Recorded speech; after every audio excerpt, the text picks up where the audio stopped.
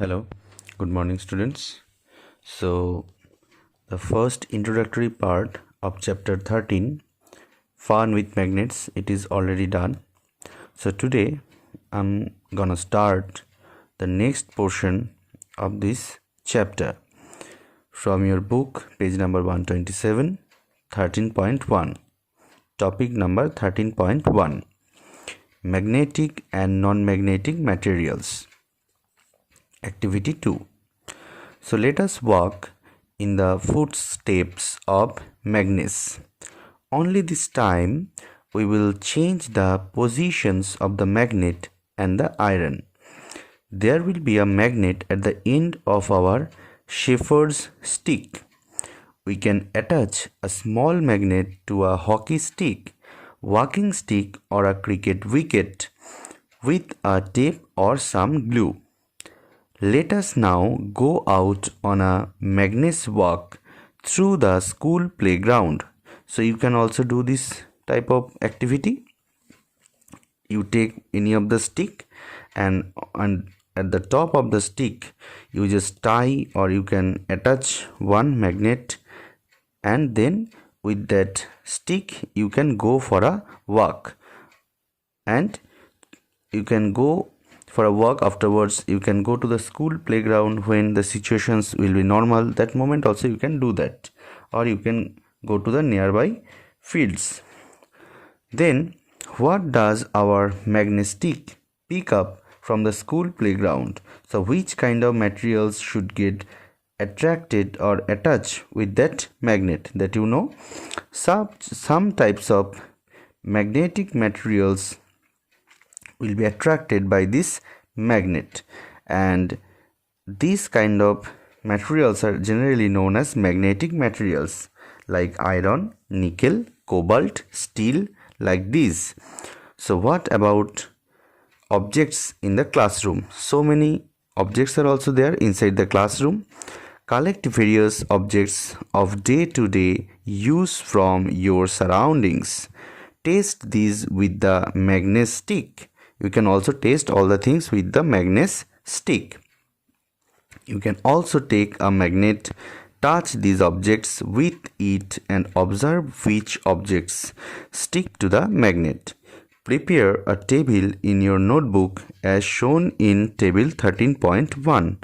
So in your book also there is one table 13.1, and record your observations. Look at the last column of the table 13.1 and note the objects that are attracted by a magnet. Now make a list of materials from which these objects are made. Is there any material column in all the objects that are attracted by the magnet? So you can see the column, 3 columns are there in the table. Name of the object like iron ball, scale, shoe. The next column, materials which the object is made of: cloth, plastic, aluminium, wood, glass, iron, or any other. So iron ball is made up of iron, scale is made up of plastic, and shoe is made up of leather. Attracted by the magnets, in the third column it is mentioned attracted by magnets stick or not. So yes or no. So iron ball you will write yes. Then in scale made of plastic you will write no. Then shoe, it is made up of leather. So what you will write, you know very well. So many name of the objects you can write according to your choice in the table, and you have to mention the name of the material with which the object is made, and it is getting attracted by the magnet stick or not. That one also have to be mentioned from your side. It is one homework. Now we understand that magnet attracts certain materials, whereas some do not get attracted towards the magnet. The materials which get attracted towards a magnet are called magnetic. For example, iron, nickel, or cobalt, and you can say steel also, stainless steel. The materials which are not attracted towards a magnet are non-magnetic. What materials did you find to be non-magnetic from 13.1? So except the magnetic materials, all are called non-magnetic materials. maximum 3 or 4 are magnetic materials. Except these 3 or 4 magnetic materials, all the materials are non-magnetic materials. Is soil a magnetic or a non-magnetic material? Obviously, soil is a non-magnetic material.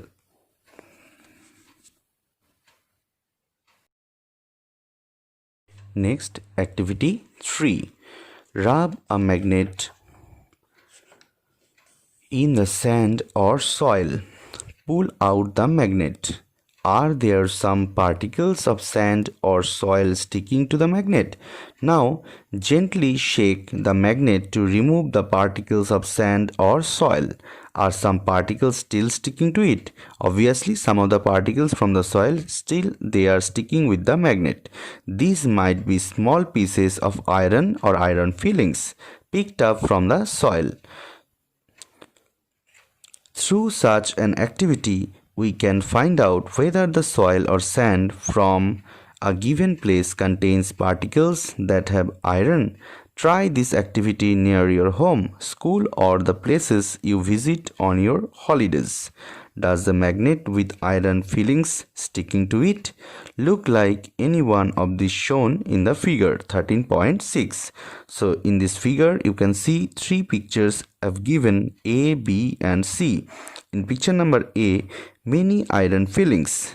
It is attached at both the ends of this bar magnet. Picture B, few iron fillings. It is attached by the 2 poles of the bar magnet. And picture C, no iron fillings sticking to it in this figure. So table 13.2, magnet rubbed in sand. How many iron fillings are there? So in the table you have to mention name of the location, colony and town or city or village. And in the second column, did you find iron fillings sticking to the magnet? Many, very few or none.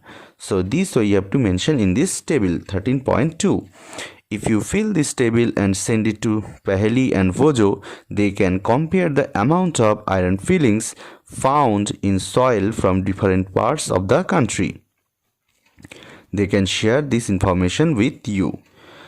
Now our next topic is poles of magnet 13.2.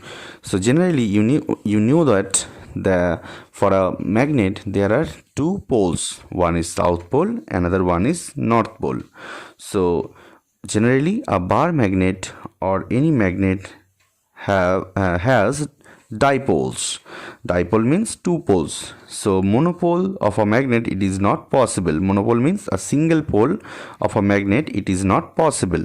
So we observe that iron fillings, if they are present, stick to a magnet rubbed in the soil. Did you observe anything special about the way they stick to the magnet?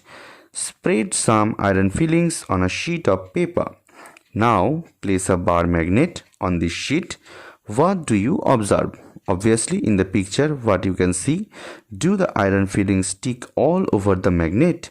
Do you observe that more iron fillings get attracted to some parts of the magnet than others? Remove the iron fillings sticking to the magnet and repeat the activity. Do you observe any change in the pattern with which the iron fillings get attracted by the different parts of the magnet? You can do this activity using pins or iron nails in the place of iron fillings and also with magnets of different shapes. Draw a diagram to show the way iron fillings stick to the magnet. Is your drawing similar to that shown in the figure 13.6a? So you have to mention. We find that the iron fillings are attracted more towards the region close to 2 ends of a bar magnet. Basically for a bar magnet, at the 2 ends of the bar magnet, or you can say the 2 poles, are more strengthful than the middle portion. You can see in the diagram, in the middle portion no iron fillings are attracted by the bar magnet. So that particular portion of a bar magnet in the middle zone, it is called the neutral zone. So you have to keep in your mind the middle portion of the bar magnet, it is called as neutral zone. And for a bar magnet, maximum strength, it is at the ends of the magnet, means at the two poles. One is south pole, another one is north pole. So poles of a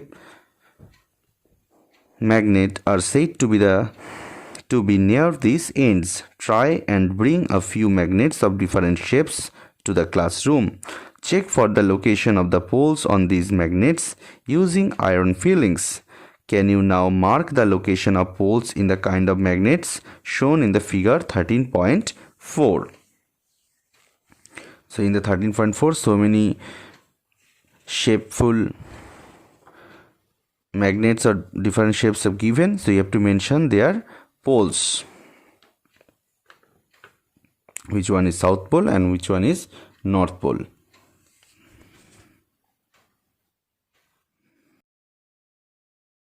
Our next topic is 13.3, finding the directions. Generally, we know that for a bar magnet or any kind of magnet, it has the another property that is called the directional property. So if you will suspend one bar magnet by tying one thread from the middle of the bar magnet, and if you will suspend it, then you can see easily that the bar magnet is making the directions or maintaining the directions north south, means its north pole is showing the north direction or geographical north, and its south pole is showing the geographical south. And better to say, our earth is itself one magnet, so that's why our earth is also known as the terrestrial magnet. So now we will see how it will show the directions. Magnets were known to people from ancient times. Many properties of magnets were also known to them. You might have read many interesting stories about the uses of magnets. One such story is about an emperor in China named Huang Ti. It is said that he had a chariot with a statue of a lady that could rotate in any direction. It had an extended arm as if it was showing in the way figure number 13.8 in your book. The statue had an interesting property. It would rest in such a position that its extended arm always pointed towards south. By looking at the extended arm of the statue, the emperor was able to locate the directions when he went to new places on his chariot. Let us make such a direction finder for ourselves, means that is for navigation. For navigation purpose, magnets are helping very much by showing the directions. Take a bar magnet, put a mark on one of its ends for identification. Now tie a thread at the middle of the magnet so that you may suspend it from a wooden stand. Make sure that the magnet can rotate freely. Let it come to rest. Make 2 points on the ground to show the position of the ends of the magnet when it comes to rest. So in the figure 13.9 in your book, it is showing. Draw line joining the 2 points. This line shows the direction in which the magnet was pointing in its position to rest. Now rotate the magnet by gently pushing one end in any direction and let it come to rest. Again, mark the position of the two ends in its position of rest. Does the magnet now point in any different direction? Rotate the magnet in other directions and note the final direction in which it comes to rest. So you can do the activity at your home and you can write in which direction it is showing. Do you find that the magnet always comes to rest in the same direction? Now, can you guess the mystery behind the statue in the emperor's chariot? So, from the emperor's chariot, now you can find out the mystery. Why it was showing always the south direction and how. Repeat this activity with an iron bar and a plastic or a wooden scale instead of a magnet. Do not use light objects for this activity and avoid doing it where there are currents of air. Do the other materials also always come to rest in the same direction? we find that a freely suspended bar magnet always comes to rest in a particular direction, which is in the north-south direction. That is the property of a bar magnet, you can say. Use the direction of the rising sun in the morning to find out the rough direction towards east. Where you are doing this experiment, if you stand facing east, to your left will be north. Using the sun for finding directions may not be very exact, but it will help to make out the direction north from the south on your line. Using this, you can figure out which end of the magnet is pointing to the north and which points to the south. The end of the magnet that points towards the north is called its north-seeking end, or the north pole of the magnet. The other end that points towards the south is called the south-seeking end, or the south pole of the magnet.